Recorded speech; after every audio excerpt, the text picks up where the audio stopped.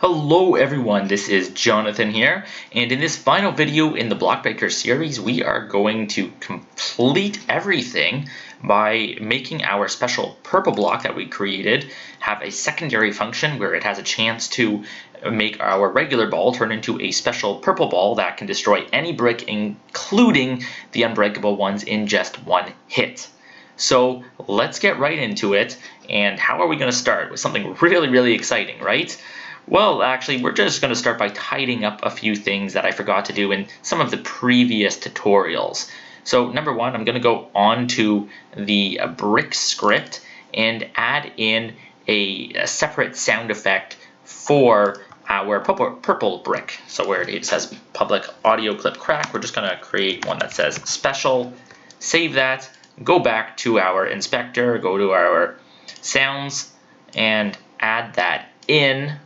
Update the prefab, go back to the script, look for our play clip at point, and what are we going to do? Well, this already exists, so we already know if it's breakable, we're just going to play the default sound, and if it is special, I want it to play the other sound.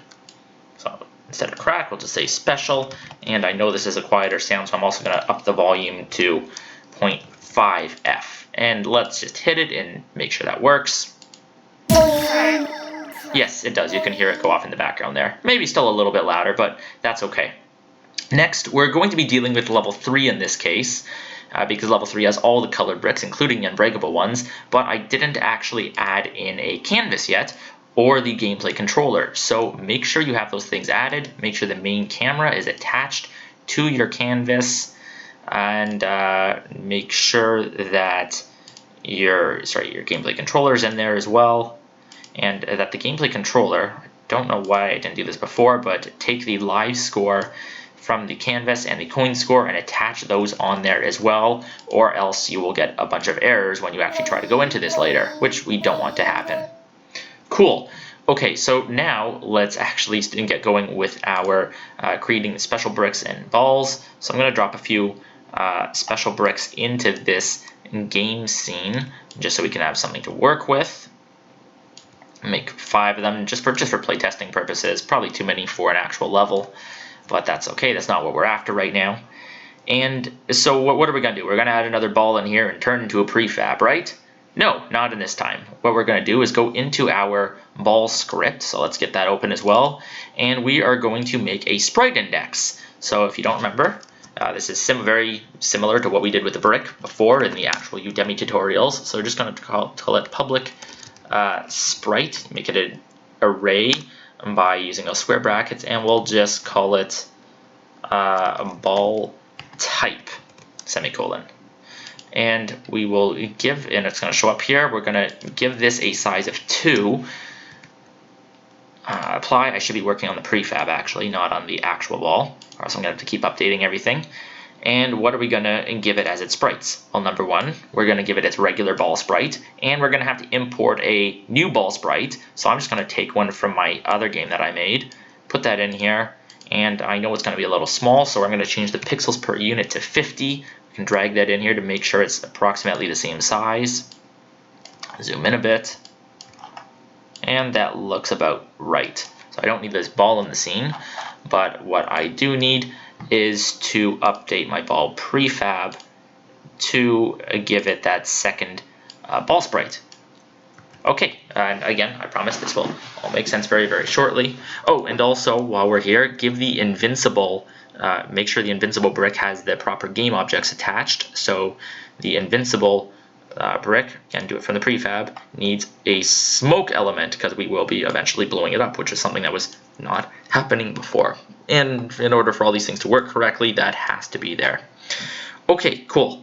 So we got all of that now, and now let's go ahead and actually modify this brick script a little bit more. So what are we going to be doing here?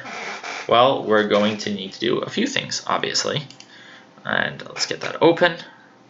So let's take a look. I think it would make sense if we start by looking at the part where we're actually breaking our bricks. That makes sense to me.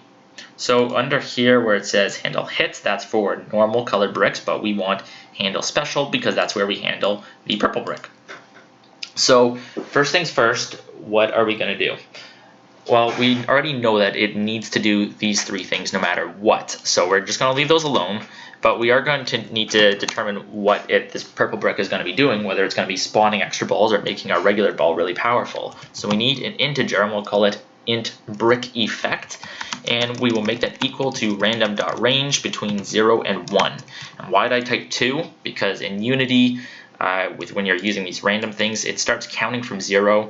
And we want it to start counting from 0, and then we want the second, we want to have a range of 2. So really what we're saying is this is going to be between 0 and 1, even though it says between 0 and 2. I know, very confusing. I'm not a fan of it, but that is how it works, so you just kind of have to go with it.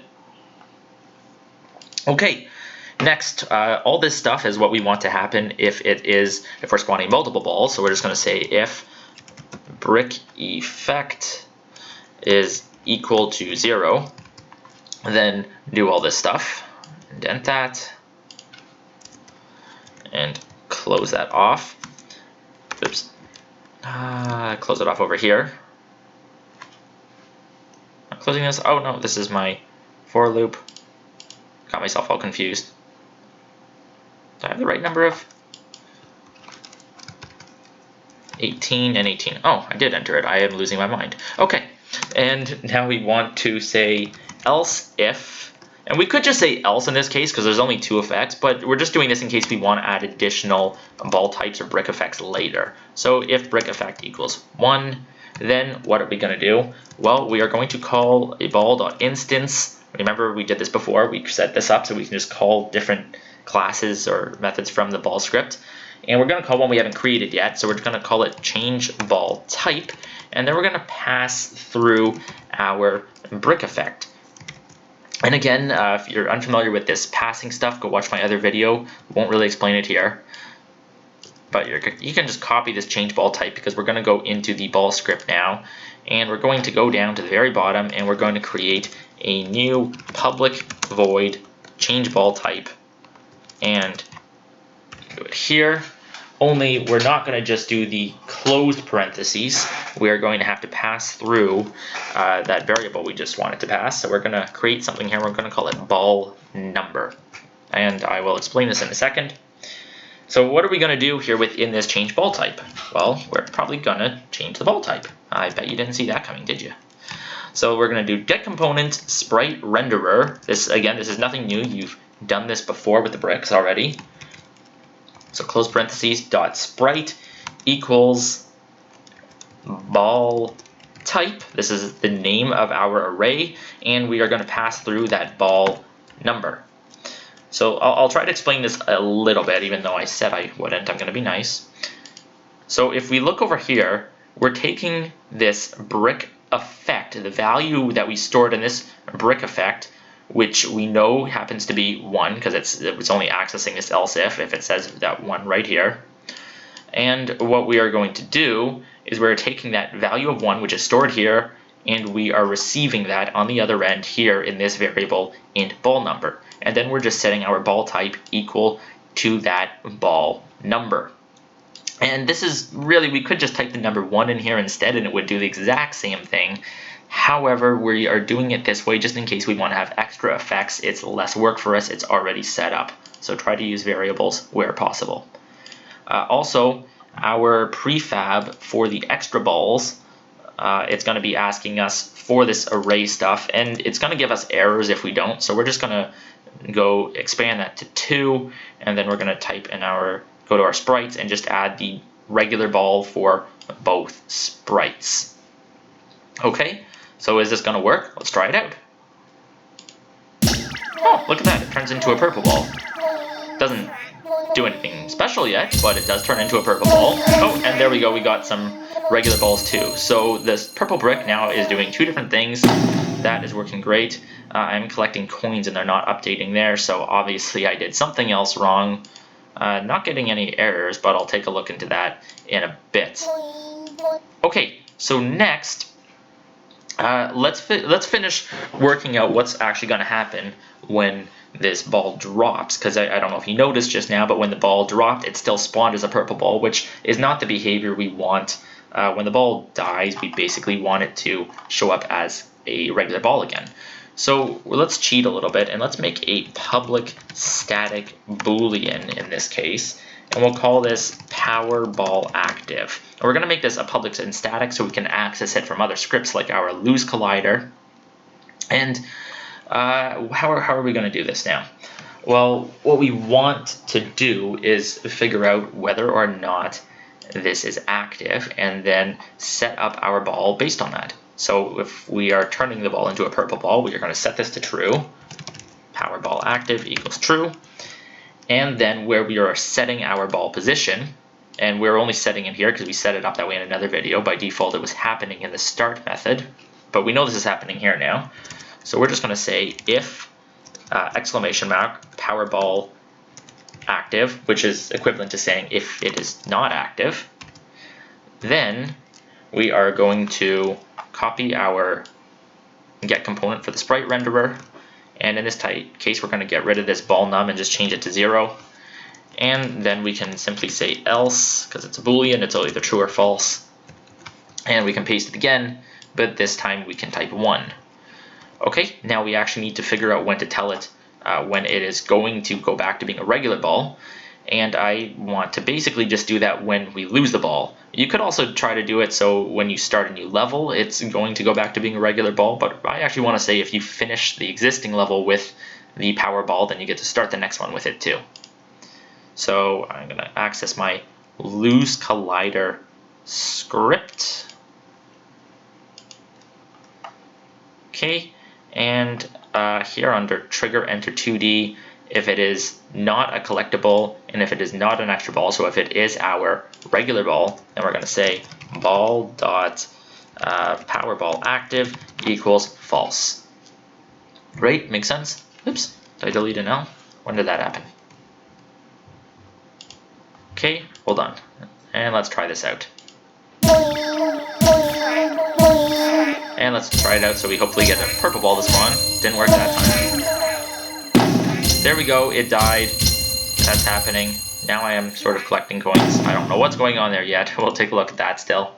Okay, sorry about that. I paused the video for a minute just to figure out this stuff with the text at the top by actually putting the live score and the coin score directly from the canvas onto the gameplay controller here. It does make it have the proper behavior.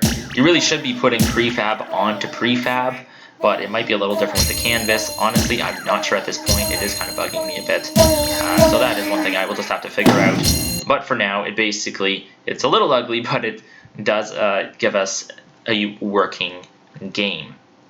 Anyways, that's not what we're here for. We're here for the creating the more powerful ball. So let's finish that up.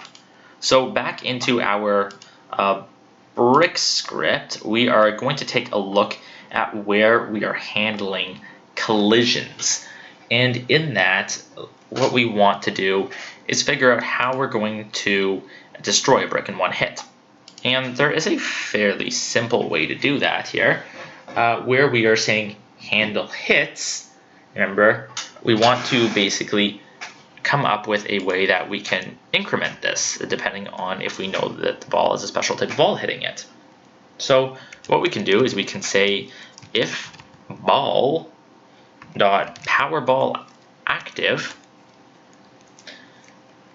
then what we want to do is times hit not plus plus, but instead plus equals 3. Now close this off and simply say else times hit. Oops, times hit plus plus. There we go. Of course, this is still not going to differentiate between a regular Powerball hitting it or one of the extra balls which are not Powerball. So we still need to figure out a way to differentiate between those two. But ultimately, other than destroying the unbreakable brick, the Powerball should destroy any other colored brick in just a single hit. Let's test that out here. And hopefully hit anything else. Okay, here we go. So it's destroying other bricks in one hit, which is the behavior we want to see. Unfortunately, so were the extra balls too.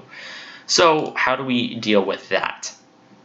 Well, over here, where we enter collision on 2D, that's what we're going to handle with that. So number one, we're going to add a third if statement that's going to basically tell us whether or not the ball that's colliding is both a power ball and if it's an extra ball. So we already know part of this. We're just going to say if power ball is active, then we know that. But we also have to say, and if the collider dot game object dot tag does not equal extra ball. Now we know, now we have a way of actually telling if this is an extra ball hitting it or if it's a regular ball, and whether or not it's a power ball or a regular ball. And under this, we're still going to handle hits, but we're going to pass through the collider type as well, and we're going to do that up here too, so we can know whether or not it is an extra ball or not. Make space there. Okay, so now what do we do now that we have that way of telling? Well, we're going to basically copy this part of the code and add that in here as well and say if it is not an extra ball, and now we know if it's a power ball and nothing but a power ball, only then are we going to destroy the brick in a single hit. And what about destroying the invincible bricks in a single hit? How about that? Well, oops. Syntax error. What did I do? I always do a syntax error, don't I? Semicolon. There we go. Why are you showing up in red? Did I do another syntax error? Let's find out. Probably.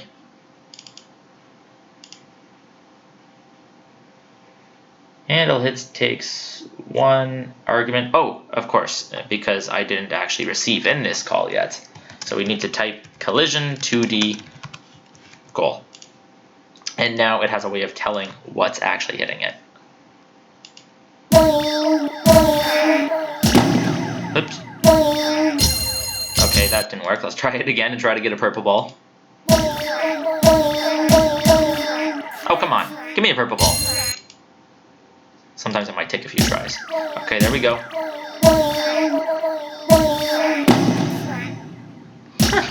Okay, there we go. I got a purple ball. I just need to aim for one of these bricks for testing.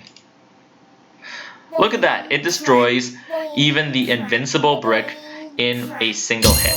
Of course, there is one more problem here, and that is basically the invincible bricks are still counting down from our breakable count, and we don't want that to happen.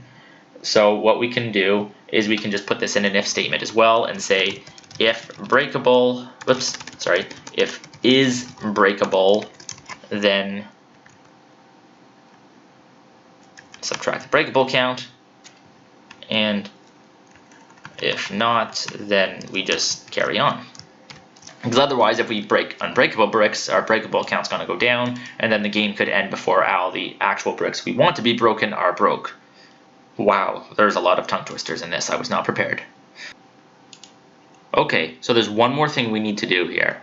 Just go back up, and right here in this line of code, if is breakable, add this line return. And the reason we need to do this is because if the ball hits a breakable brick, it's going to execute this handle hits command and lower the breakable count by 1. But if we're also hitting with a purple ball, then it's going to just carry on, and it's going to execute handle hits a second time, and basically we're going to reduce the breakable count by an additional 1, and our level could end before all the bricks have actually been destroyed.